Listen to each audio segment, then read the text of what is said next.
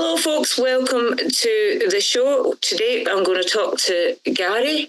Again, if you go back over our other shows, you can hear from Gary before in his years in fighting for post office workers in the union and also working for people with various disabilities. And today he's here to talk to us about disability rights. Hello, Gary. How are you? I'm not bad this morning. So, what were you specifically wanting to talk to us today about? I want to talk to you about Scottish adult disability payments and the backlog and the impact it has on thousands of people. My own experience going through that in the last 12 months and how it has been, to say it is a disgrace is putting it mildly, how disabled people are being treated when they're trying to transfer over from to adult disability payments, and we may have a change condition, how it treated people, impacts on people's lives, and the disaster where we all know about how many billions of pounds a year goes unclaimed in benefits, and I'll tell you exactly why that could happen. Yeah. Tell us more. I mean, I know that if you're claiming PIP and nothing has changed, it can be quite a smooth transition over to adult. But you're saying if your circumstances has changed, as many people have, if they've got conditions which change, like MS and a million other conditions which do get worse usually, and so you're saying you had to reclaim because of that, and it took an awful long time to get. What happened, I've got a rare neurological condition called CIDP, and it's progressive, so it's always going to get worse. It's never going to get any better, it's always going to get worse. Yeah. So it's actually May the 4th last year, I remember it very well, because May the 4th, Star Wars Day, May the 4th, I rushed to the hospital, put on oxygen for 4 days, and steroids and antibiotics 4 days, to get my breathing stabilised, and then so I then reported a change of condition. Yes. So I called up the Scottish Social Security. I want to report a change of condition. Oh, sorry, Mr. Clark, you're still, you've got to now contact the Department of Working Pensions. Oh, wow. So then so I phoned up the Department of Working Pensions. They said, oh, Mr. Clark, we now have to transfer you over to Scottish adult disability payments. That could take anything around about 3 months for us to transfer you over to Scottish adult disability payments. Right. So 3 months comes and goes, I still hear nothing. I then chase up the Scottish Social Security Department, and they send me out a change of conditions form, or should I say booklet, almost probably a 40-page thing to fill in. Yeah. So I then, you know how these things are going, and this is deliberate. I believe it's deliberate. They send these forms out, which ordinary people will struggle to fill in. Yeah. And it's there. It's done in such a manner to discourage people to fill in. Yeah. Prior to me being on this, I was on the lowest level of PIP. Is the basic with my condition progression. So I want to apply for the mobility part, which I wasn't getting at all. Yeah. So I then fill it in, and they receive it back in September. September comes and goes, October, November, December comes and goes, still no response. I then phone them up again. We've now got 6 months backlog, Mr. Clark, so we might get here in the new year at some point with better luck. So then it comes to the point, in November I was medically retired from work, I was a trade union official, I was still employed by Royal Mail, but I got full medical retirement with pension, and November, thankfully I got that. But I gave me money to live on and survive. Then I keep phoning them up, and I have to get my MSP involved. Say, MSP Michelle Thompson, say what is going on here. They're team now involved, pushing them to look at my case. But my case is on this pile of cases we'll get through to at some point inside the time. They then say, I look online and it says, to report a change from inside your condition to start to get finished, it'll take between 4 months to a year for that to be dealt with. And the reason they deal with that is because it says we have to treat new claims as a priority. So if you've got changed condition, you're put to the side. Right. So that is what they're saying. You were caught up, if you like, on the two systems. You were caught up, and you had to wait forever to change from PIP to the Scottish system, and then you were caught up in that because it was a change. You didn't have priority over the new ones. Oh wow, that's So it says here, right? A couple of points on that. Also, as part of my pension package, I've had to put on employment support allowance at the same time. Yeah. So I then phoned them up. And last week, phoned them all up, right? Because I know that came into my bank account. It's about backdating money. I went, yes, sorted out. I only wish it sorted out. So I'm now on the phone to EAC. I had to phone them up last week. EAC is still run by the Department of Work and Pensions in England. Yeah, I know that, yeah. It's all a mixture. It's such a mixture, isn't it? Yeah. Scottish disability payment is run by the Scottish Government. Yeah. Right? So these two things, so now I have to phone the two of them up. In 3 days, I've done 4 phone calls in 3 days. So. And I know what that's like, your hours on the phone to get. And total and hold, with 3 or 4 phone calls, I was 5.5 hours on hold for them. So how many people phone you may know of the willpower I've got who stay there and fight it out. Yeah. But it gets worse. Because they then say, now you'll now be given this, you're now up to the enhanced level of mobility part. But it says that then it goes from start date August 22nd. I reported my change condition in May. But your first 13 weeks as your qualifying period, we do not pay you for the first 13 weeks. Is that for ESA? That's ESA. No, that's the adult disability payment. You don't get paid. Now, what is adult disability payment for? For people who are disabled to be able to have a reasonable life. Yes. Or it costs you more to have if you're disabled. Right now, I've had to buy myself in the last year an actual mobility scooter, which is £3,000. Yeah. This week, for to get my bathroom converted into a wet room to assist me with, being honest, cleaning issues, that because with conditions, different tasks to clean as you had to build almost a wet room, which is £7,000. So I've just spent £10,000 for myself, waiting on this coming through. Luckily for me, I was lucky for me, makes it lucky for me, or unlucky, at age 55, I was medically retired. I did a lump sum pension. I'm able to cope financially. Yeah. I was able to cope.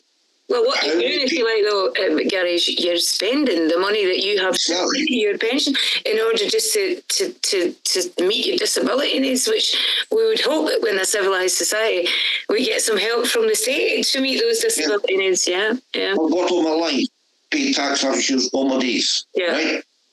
But it goes on, so I was financially lucky, able to do that, but these are benefits I paid in for many of my mother, my father, whoever else have paid into that. Yeah. But I was able financially to cope during this period. Mm-hmm. But how many thousands of disabled people will not be able to cope? Yeah. I hate to see this. I'm positive there'll be people committing suicide because they just cannot cope. Well, yeah, absolutely. Because if you've absolutely no money in the bank, then what will you do? You're constantly asking family. Yeah. Exactly. People will take their own life. People may not have the support network and their families. Yeah. People will not have any savings in their life. I've already did my savings to cope. In the last year, I was not getting any. I was getting basically the bare minimum of PIP for living, another form of mobility part. So what that made me, if I wasn't able to go and spend, I was a bit housebound, couldn't leave the house. Yes, aye. And what gets me, when people in the situation I'm in are like that, what about the billionaires who can afford to do tax avoidance, who can afford, when are they going to chase these people who are doing tax avoidance, the billionaires, all these different Amazons, all these different companies who move money around to avoid paying their tax. That's and ordinary people like myself, I struggle to do that. I mean, the thing, can I just say though, in fairness to the Scottish Government, I actually think the adult disability payments is a better system, much better system than PIP was notorious, the way it was contracted out for people to do the assessments, and the assessments were horrific. So I do think they've got a better grip on it. But probably what's happened is, excuse me, is they've got so behind in the movement from PIP, and they're still probably dealing with the private contractors to move it from PIP to adult disability in Scotland. It's probably extremely complex and difficult, and it's not an easy flow. Plus, we don't seem to have the workers, although they were constantly recruiting the Scottish government for this, but they don't seem to have the workers in place in order to make this happen. But I think you were caught in that crazy kind of put PIP to the adult disability payment, and then the change, which made you double, if you double that, and of course, as you say, ESA and other things like pension credit, still under Westminster, carers allowance really still under Westminster. All of those things make it such a complex system and make it really difficult for ordinary people. And if you add in things like people claiming disability because they've got a mental health issue, without an advocate of some kind, whether it's family member or a charity helping you, you are really, as you say, stuck and often, financially destitute, because you can't get the money when you need it. Yeah, absolutely. Yeah. When I chased them up and they said they'll look at my form, then wrote back to me again, so we need full medical evidence. I thought the medical evidence come back to me. They asked me for full medical evidence. It must have been February time. Yeah. I had 4 weeks to go get my GP report, consultant reports, and all the rest of that put together again. They found all my medical records. They wanted full medical evidence yet again. They wanted it again? Did it get lost? Did it not transfer from PIP? No, it's because they wanted my GP to fill a form in to say how it affects me. Yeah. So I had to get that done as well, which was fully delayed. Yeah. But what came to me is, as on April the 8th, it went up. The hands mobility part went up for £71.75, right? Yeah. But so those 13 weeks, which I was disabled, they admit I qualified for this payment, but they're not going to pay me for the first 13 weeks. That equates to really £900. Wow. So I don't even understand why. You've got a condition that's been diagnosed a long time ago. They know it's a medical condition. I've fought this condition for 13 years, right? Yeah.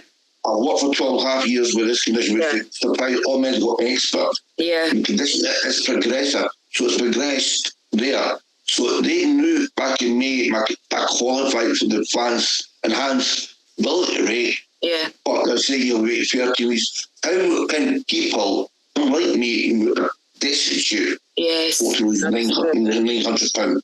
How do they survive those 13 weeks without getting what they're entitled to?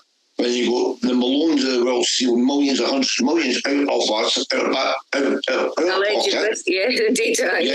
Yes, allegedly, of course. Because it's like but how come all these companies who were given all these contracts for actually during the pandemic, when I represented postal workers at the time, I was a full-time official of postal workers who were risking their life,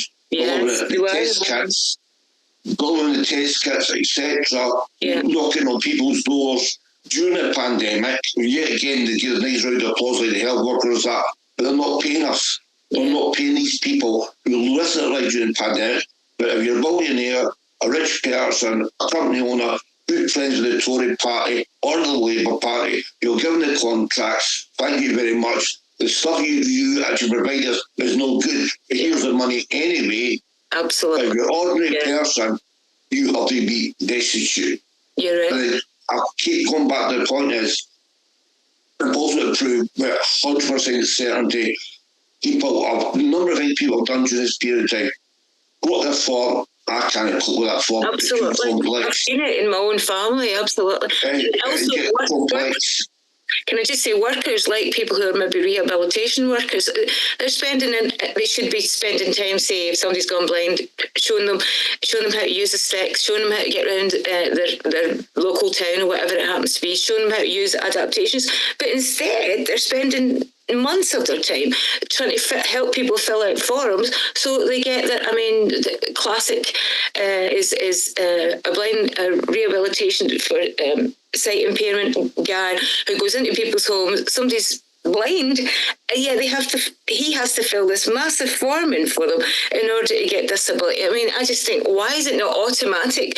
If somebody is blind or somebody has a condition like yours, the doctor says this is how it affects them. Of course it does. There you go, automatic. You're going to get your disability payment. But you know, as somebody said once to me that I have mobility issues and I'm sort of one leg that more or less doesn't work. And somebody said to me who only had one leg, and they said, I've got to fill this form again. And Hen, will you help me? Because strangely enough, my leg hasn't grown back. Absolutely. My condition progressive. It's progressive. Never will get better. In 4 years' time, there'll be a review. My abdominal payment, positive conditions improved. Yeah. Well, it's progressive. It's not going to improve. Yeah. It's going to be a life-shortening condition. Yeah. And in a way, we could simplify this for the Scottish Government by, it's complicated because, as you say, ESA and other things are still run by Westminster, and they will never make it easy for people with disability. I think that's done, personally, I think it's done on purpose, you know, to make it, as you said, £17 billion is an estimate of how much short we are in paying out benefits, especially attendance allowance and pension credit. People just don't. They thought, oh no, I'll no get it. Oh no, I will get it. I can't fill out that form. Absolutely, or older people specifically. But I think now that we're in with the Scottish Government, which hopefully has got a different attitude towards it, then they could just make it easier for themselves, for the workers that are doing those forms, by just saying, let's take what the doctors say. There you go, automatic. You're going to get that. Yeah, I agree with you. Why should you wait 30 weeks? 13 weeks, I've already had a condition, I was receiving PIP. Yeah. But then moved to the next thing, no, it's no new condition, it's the same condition. Yeah. In the end, you do go back a week, 13 weeks, before even 13 weeks, a qualifying period. And any consultant who knows that condition could say, this is a progressive condition, it's what's Gary's experiences, and it's what we expect. There you go, that's enough. No have to wait 13 weeks. We agree with that one, Guy. I agree anyway. Yeah. Gary, we'll see what our viewers think. Thank you for that. Thank you for that. No problem at all. Thank you so much. Okay. Bye now.